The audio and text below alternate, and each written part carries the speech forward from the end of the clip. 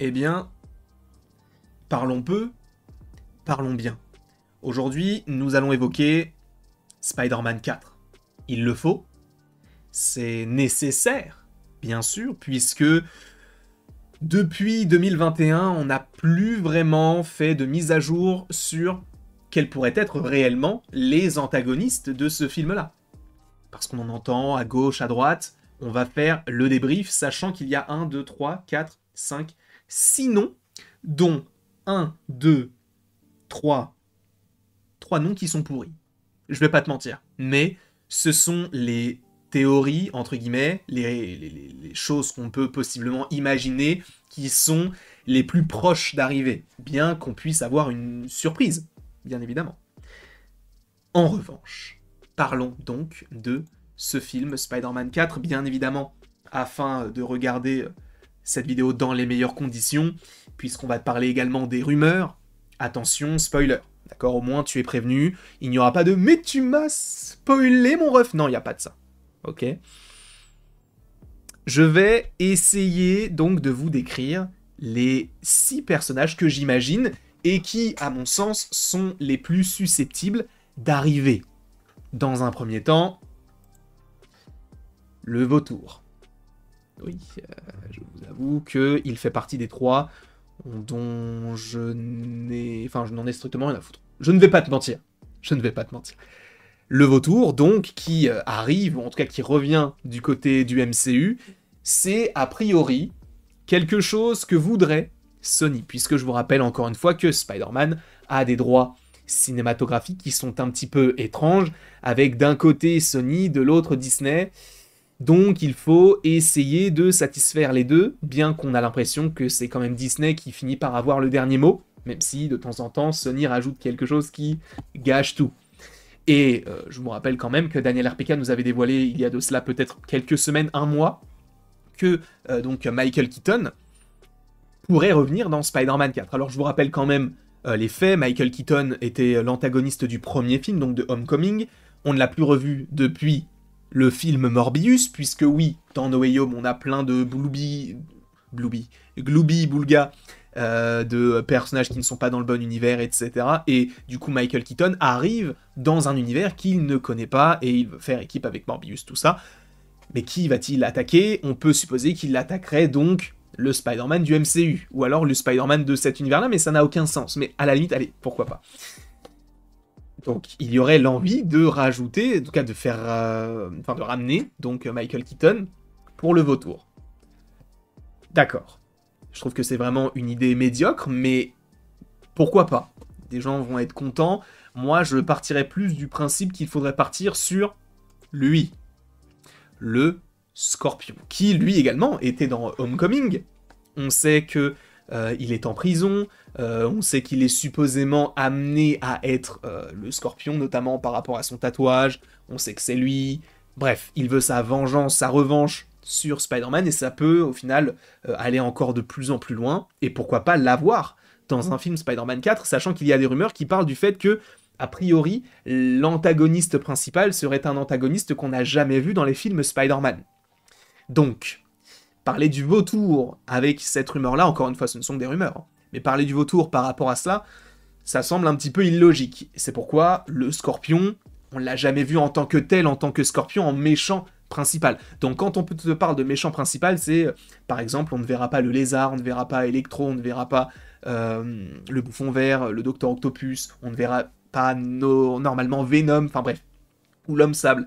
Normalement, on partirait donc sur supposément un nouveau visage, une nouvelle version, un nouveau perso qu'on n'a jamais vraiment vu en tant que tel. Donc le Scorpion pourrait être une belle opportunité, à mon sens, notamment pour le retour de cet acteur qu'apprécie fortement, si je ne dis pas de bêtises, Anto. Donc je pense qu'Anto regarderait cette vidéo, oui, il est possible qu'il puisse revenir, en tout cas, on l'espère en vrai, parce que ça sera assez... Ah là là là là, le bug. Ça sera assez intéressant de pouvoir le développer, sachant qu'il ne l'a pas été dans le premier film. Donc, je te parle du vautour, je te parle du Scorpion, je vais faire en fait un qui est nul, un qui est bien.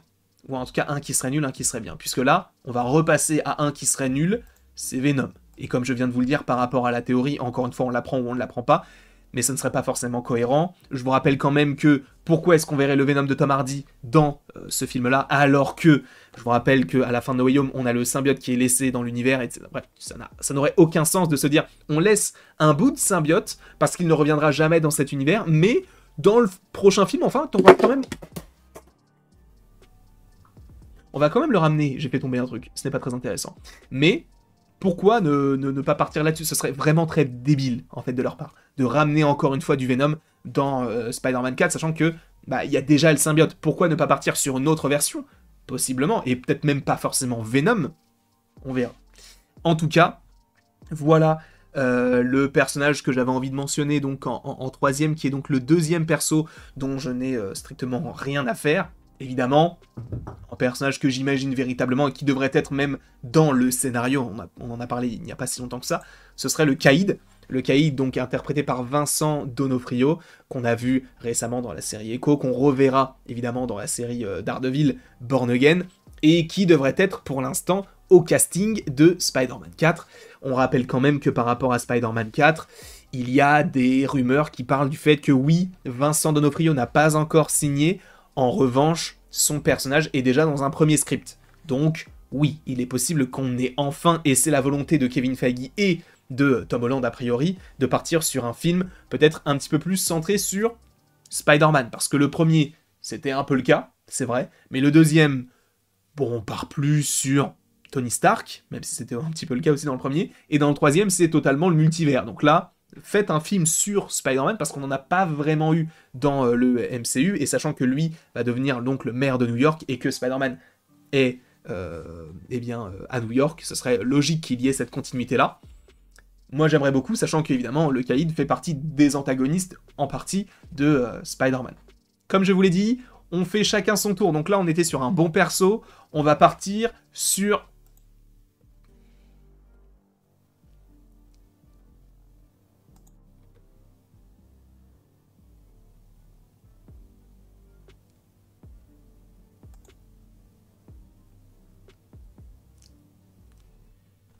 C'est possible.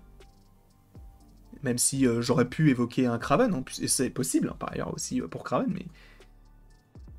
Morbius, quoi. Il est possible qu'il y soit, si on fait intervenir encore une fois le multivers, et que Sony pousse pour avoir un personnage de son univers dans Spider-Man 4. Et en fait, il ne reste que Venom, à la limite Kraven, peut-être Madame Web, c'est vrai, mais vu qu'on n'a pas encore vu le film, en tout cas à l'heure où je tourne cette vidéo, à voir, et du coup, le personnage de Morbius.